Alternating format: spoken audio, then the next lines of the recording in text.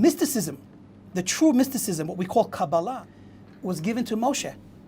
And it's not that he was the first person to ever learn these secrets. These secrets were also taught to Adam, and to Abraham, and to Isaac, and to Jacob, and to even, there were several holy people in between, like Hanoch and Metushalach. There were very righteous, holy people that learned the secrets of creation, the secrets of Kabbalah. It was kept private.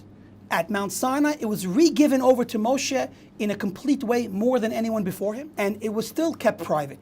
Moshe gave over the written Torah to all of the Jewish people. He gave over the oral interpretation and explanation of how to fulfill the mitzvot on a basic level to all of the Jewish people. And he gave over the secrets of Kabbalah, which is called Jewish mysticism, which is really true mysticism. If it's true mysticism, it has to come from Moshe. It can't come from anywhere else. He gave that over only to a few select Jewish leaders. And that wisdom was given over from leader to student, which eventually were the leaders of the generations, over 2,000 years.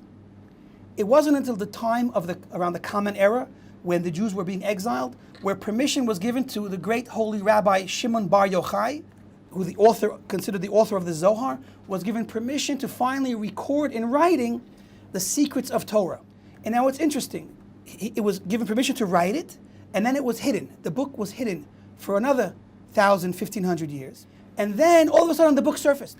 There are ideas that are written in that Zohar that was hidden for 1,500 years that no one saw, that you can find spoken about in other holy works. Why?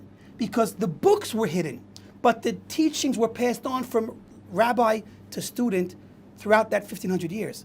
So a special rabbi like Nachmanides, who was known to be one of the last true Kabbalists, one of the last true Jewish mystics until later on when the Arizal surfaced in Tzfat, he writes about ideas that he never saw in the physical Zohar because the Zohar was hidden, but that he learned from his Rebbe, who learned it from his teacher, and so on, back to Rabbi Shimon, all the way back to Moshe Rabbeinu.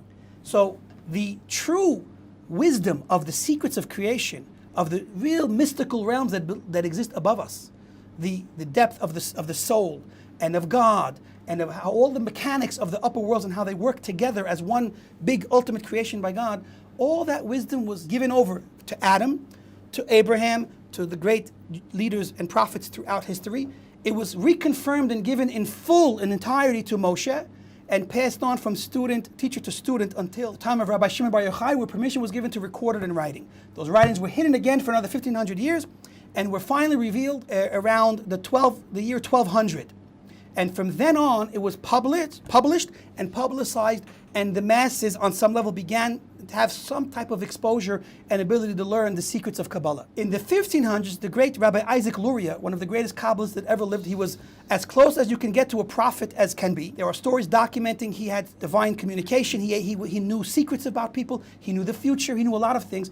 He comes and reveals and solidifies what we call modern Kabbalah in the 1500s. And from then on, all the Kabbalah that exists in the world, all of this mysticism that exists, whether it be any nation, whether it be from India or anywhere, any mystical concept that is true, has its source in this information given over by God to the prophets that we mentioned.